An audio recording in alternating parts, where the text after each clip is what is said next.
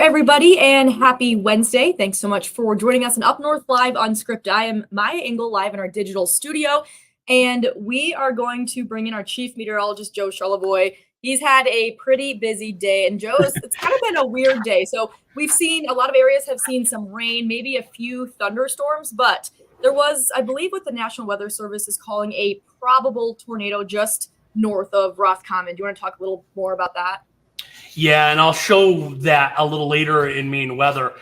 The gist of things, though, almost everybody had just a little bit of rain today and not even much thunder out there, Maya. But in Roscommon and then into Crawford County at the Forest Dunes Golf Club, we looked at radar and then at the in and outbound winds, and there was a little brief with the National Weather Service calling a probable tornadic spin up there. And we sent our reporter, Audrey Boucher, there, and there was some tree damage at that golf course on a day when, again, severe weather wasn't really expected. And we didn't get hardly anything anywhere else.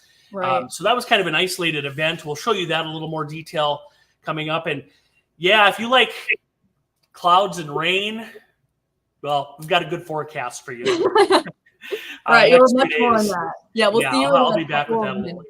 Awesome. Thank you, Joe. And just talking about that probable tornado, Joe mentioned we did send our reporter, Audrey Boucher, there. She is still on scene. She is getting more video and talking with more people to really learn how much damage there was at that golf course. So we will have an update for you tonight on Up North Live News at 11. But let's kind of switch gears now to our question of the day, which that is, with the rising costs at grocery stores, have you or someone you know relied on a food pantry in the last year?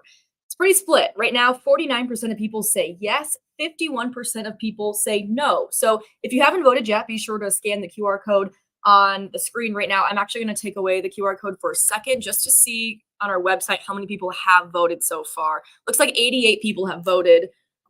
So be sure to, like I said, scan that QR code. It's interesting that 88 people voted because on our Facebook post with this question, we have 124 comments. So I think a lot of people are commenting and not voting. So again, be sure to vote. But I'll read a few of those comments just to kind of see where people are at with this topic. So Jamie said, this is the first comment that comes up. Years ago, when our kids were little, we did. There's no shame in needing a little help sometimes. It's a great thing that they're available. That is so true, Jamie. And we're pretty lucky here in Northern Michigan where there are so many resources available. We're going to be talking about a few of those in a couple of minutes. I'm going to read a few more comments, though.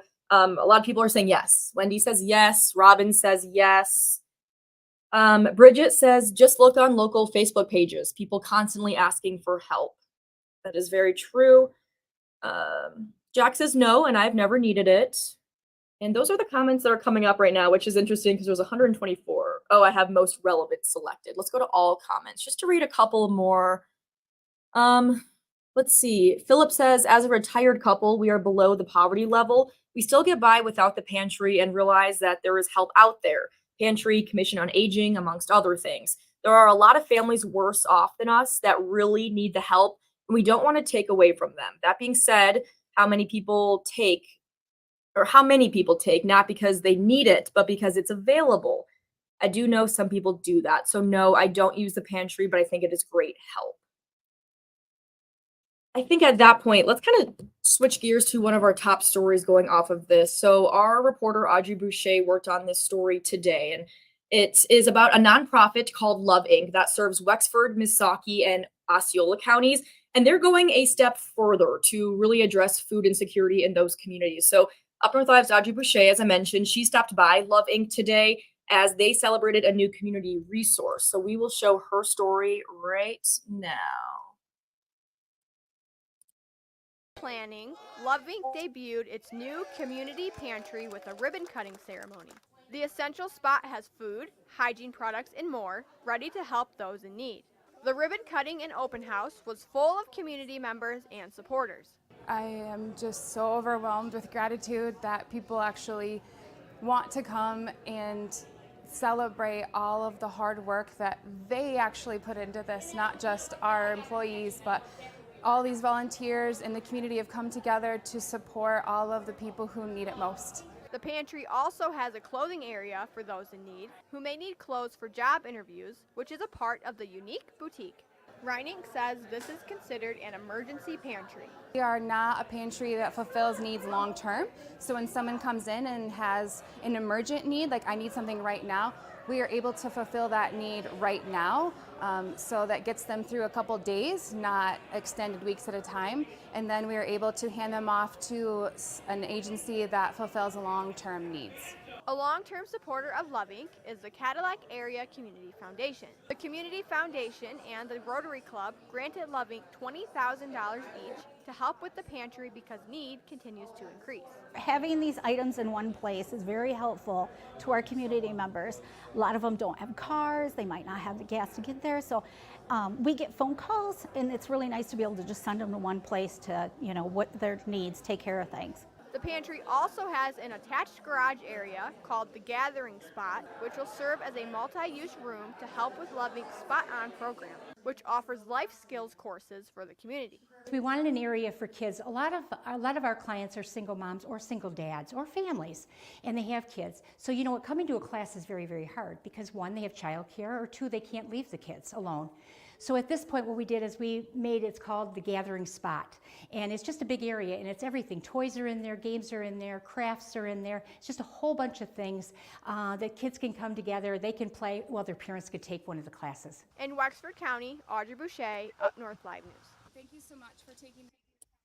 And the Essential Spot is open Monday through Friday from 9:30 a.m. until 3:30 p.m. Love Inc. is also looking for volunteers to help with the pantry. Now, our guest today, she is not with Love Inc. She is with a different resource network. I'm going to bring her into the conversation now. Everyone, this is Carrie. She is with the Manna Food Project, which works with Feeding America. So, Carrie, thanks so much for joining us on UpNorthLive Unscripted. Oh, thank you so much for having me. I'm happy to be here. So for those who aren't familiar with the Manna Food Project, what is that? So the Manna Food Project, first and foremost, we're a food bank, and we're affiliated with the Feeding America West Michigan. And we have about 40 pantry and meal site partners that help us distribute food to those that are food insecure. And in what areas do you serve? Yes, so we service Antrim County, Charlevoix County, and Emmett County. We also, I forgot to mention, a Food for Kids program where we deliver backpacks to about 30 area schools during the school year, and then also to the area libraries around our 3 counties.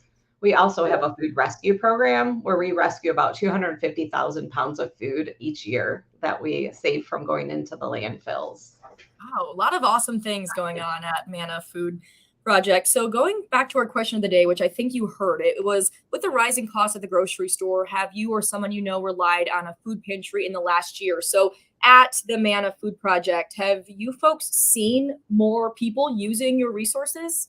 Yes, our numbers have continued to increase the last 2 years. In 2023, we increased about 56% from 2022. And so far this year, from January to May, we have increased 36% from last year. So the numbers just keep rising. Oh my gosh. And I'm sure a big part of that is due to the rising costs at the grocery store. But do you think there are other factors that are leading to that increase? Yes, it's a lot of factors. We see everybody from hardworking families to single parents to people that are on fixed incomes. But they could be one bill away from not being able to provide food for their family. It may be a medical condition or an accident. Anything can make anybody go right into not having enough food to put on the table. Mm-hmm. And I'm not sure if you heard, I was reading some of the comments on our Facebook post with this question of the day. And some people said, no, we don't usually use these sort of resources because we do think that we may not need them as much as other people do. What would you say to those people who are kind of on the fence about taking advantage of resources like a food pantry? Well, that is why we're here. We're here to help. We're here to help lessen that burden for people. We are here just to make sure people can have enough money each month to survive and to pay for maybe their medicine. We have people come in here and say, oh, you guys have helped me so much this week. I can go buy my medicine. And when you hear that, it's just staggering. To hear all these different stories, even the children at schools that receive their backpacks for the weekend, they're just thankful to have that food over the weekend when they're not in school to receive those school meals.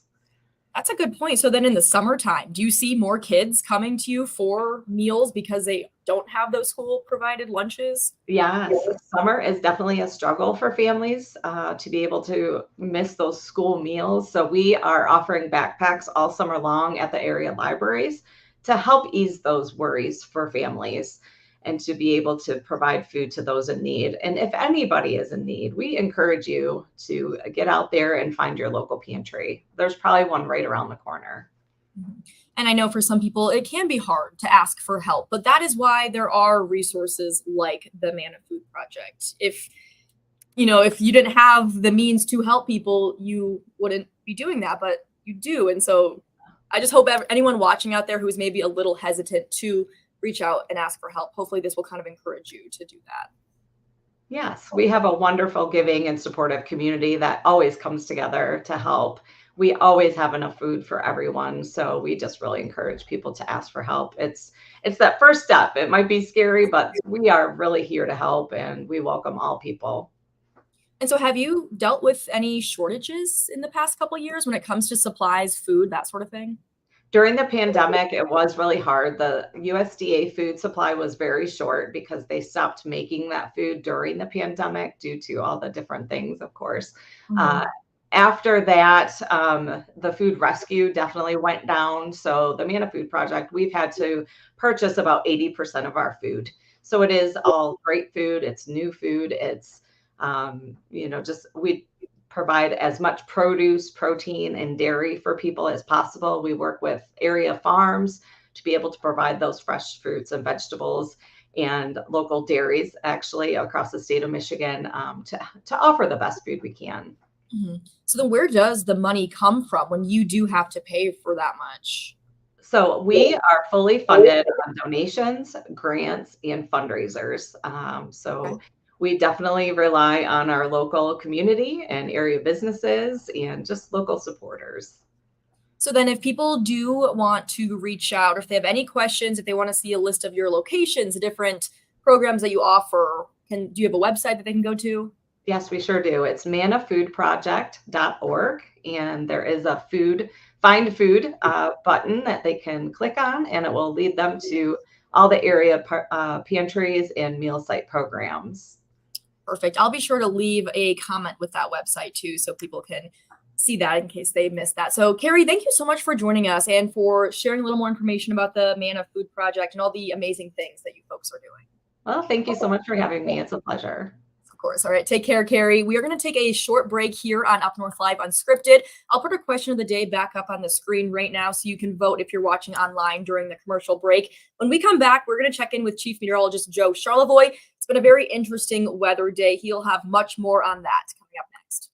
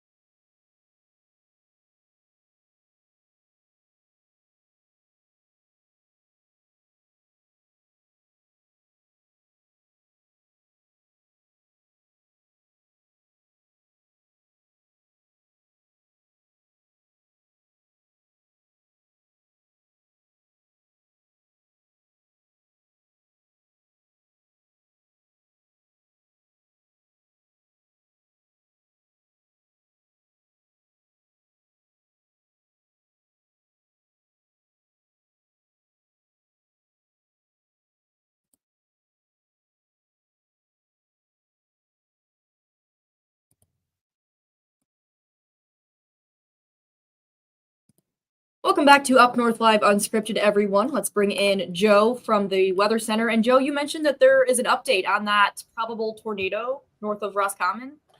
Yeah, so if you didn't hear, and maybe some of you haven't, it was because there was no real severe weather anywhere at all today, except a little bit in Crawford County.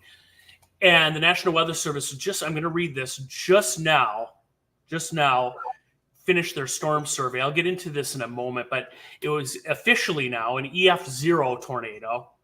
It was on the ground for 0.3 of a mile for, guess how long, Maya? It was on the ground for 1 minute. Wow. And the width was about 90 yards, and the maximum winds of the National Weather Service, because they've already looked at this, was around 80 miles per hour. So that's the official word from the Weather Service. I want to start off, let me pull this up here, and I got a lot of screens here that I've got to go through. Oh, by the way, real quick, got a little extra time. Come on in. That's Diana. Hey, Diana. Diana is our meteorology intern who goes to Central Michigan University. Yep. Fire up chips, right? Yep. So Diana's there for a couple weeks, learning things on the rope. So anyway, say hi to Diana. She's been a big help here in the Weather Center. Definitely learning a lot today. Hi, I'm grateful to be here. Yeah, and she's from Waterford, downstate originally. So I just wanted to mention that. Thanks, Diana. Let's take a look now. I'll share the screen here, and this was the severe weather outlook today. And we weren't supposed to have any. This is outlined by the Storm Prediction Center in Norman, Oklahoma. And really, we did not have much, but here's a couple of pictures of the damage there. This is at the Forest Dunes Golf Club in Crawford County. This is about 7 miles northeast of Roscommon. Trees down on that home there, and then you can see they're cutting up some on the fairway here earlier. And this is what that looked like on radar today. I want to show you this. So see Roscommon right there? I'll grab the arrow, the pointer here. Here we go. If you were to look at this, there's not even any lightning. Would you think that blip of rain is producing a tornado? Oh, certainly not. No, it looks just like a little bit of rain here and there. Yeah. That's the system that caused that damage right there. So it was really hard to see.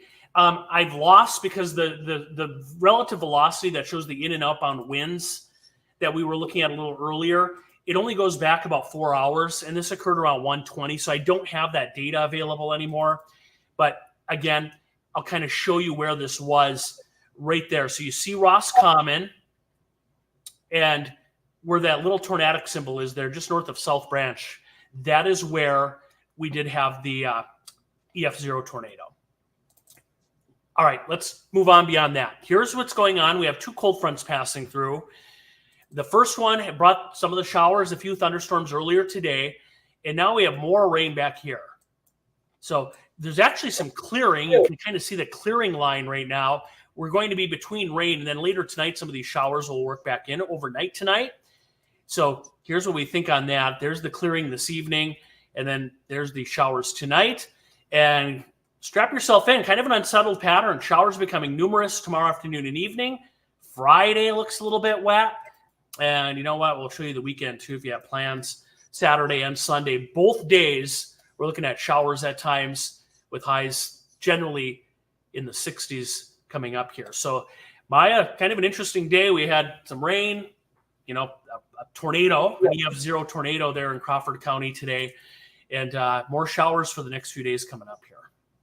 All right. Thank you so much, Joe. We are going to take a break on Up North Live Unscripted. When we come back, unfortunately, Sports Director Harrison Beebe cannot join us live. He's really busy, but we'll still have his sports segment from the 6 o'clock show. So stick around. We will be right back.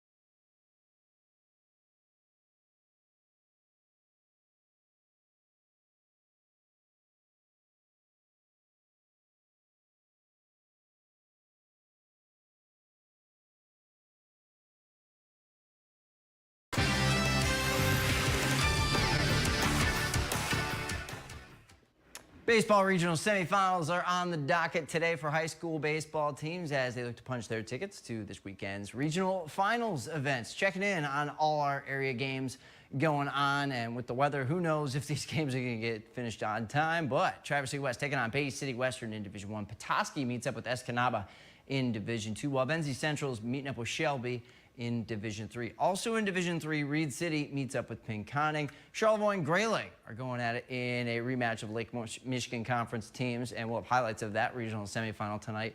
Clare facing Montague as well. Let's move along to Division 4. Glen Lake is at home. Lakers taking on Marion. Manistee Catholic Central is going up against Muskegon Western Michigan Christian, and Onaway facing Lincoln Alcona. But we're not done. We got a few more Division 4 regional games to mention. East Jordan taking on Inland Lakes. Highlights of that game tonight as well, while Rudyard meets up with Harbor Springs. Winners advance to the regional finals and potentially the super regionals on Saturday.